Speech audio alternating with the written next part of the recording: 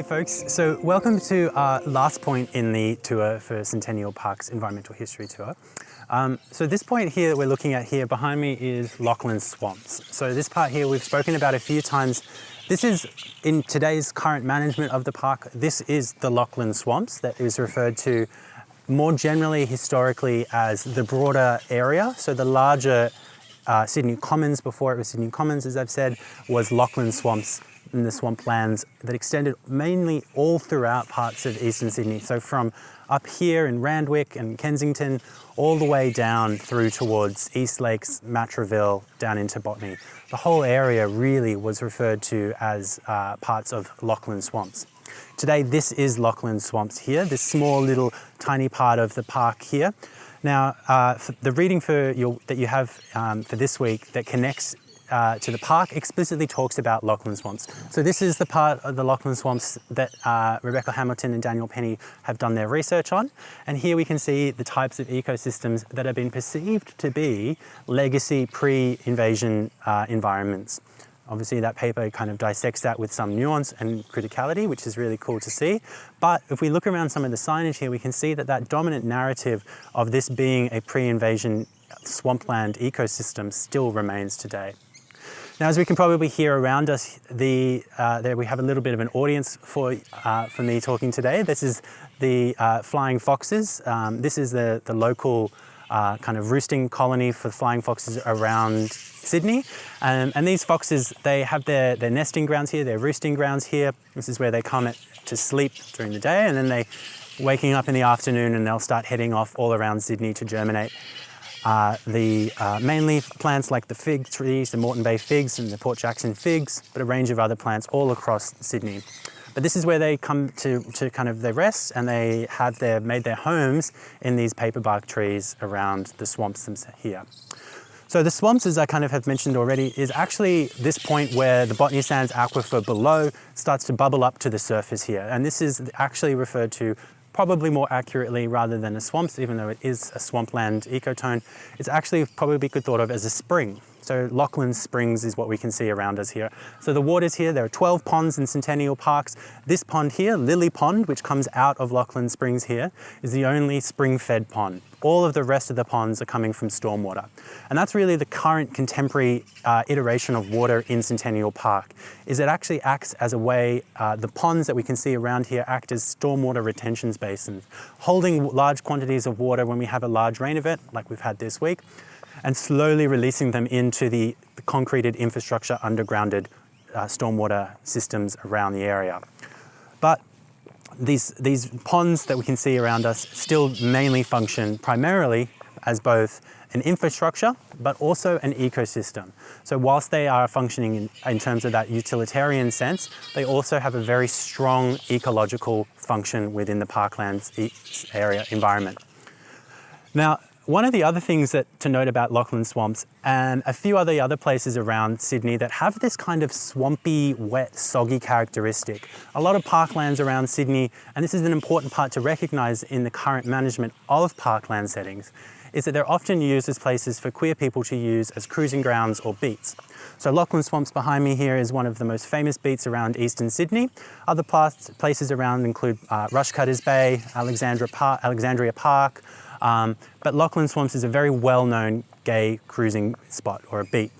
And that's mainly to do with the fact that we're actually in quite a close proximity to what was referred to as the Golden Mile historically. That's between Hyde Park and Taylor Square along Oxford Street, but it continued all the way up Oxford Street towards places like Paddington and Willara, which is only a stone's throw away on the other side of the park there.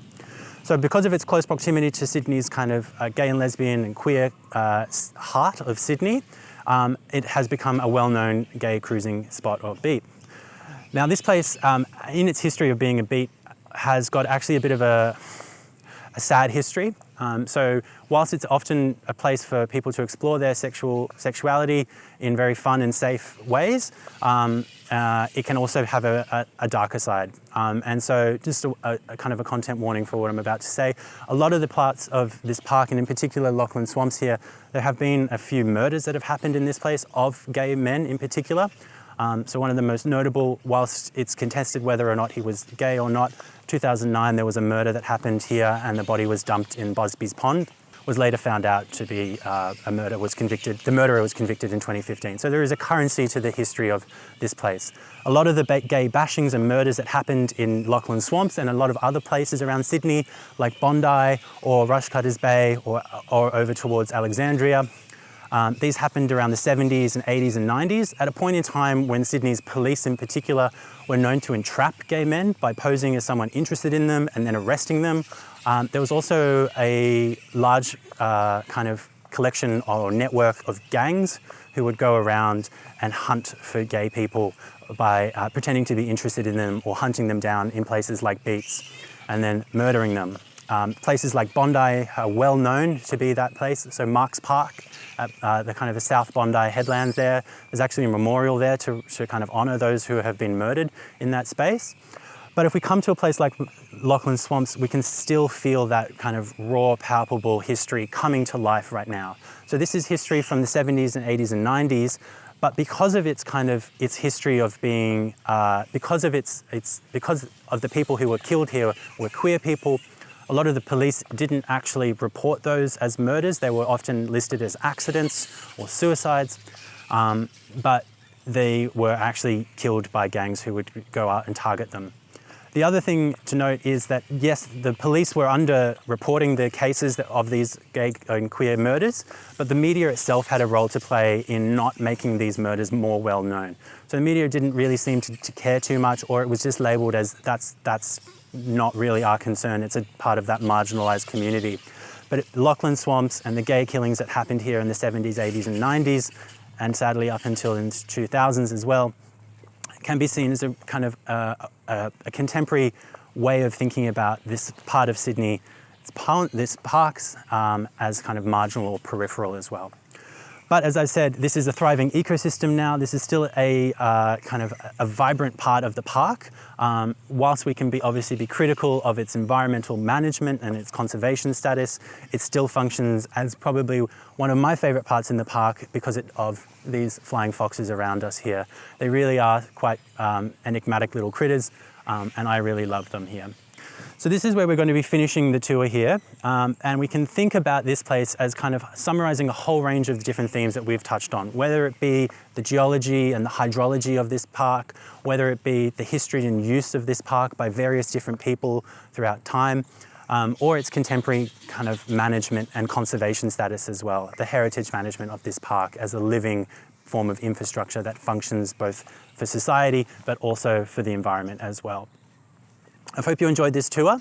If you have any questions, you can contact me through Paul or through the Moodle site. I'm more than happy to talk through any of the points that I've mentioned throughout the experience.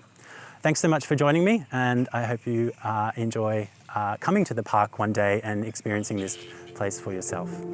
Thank you so much.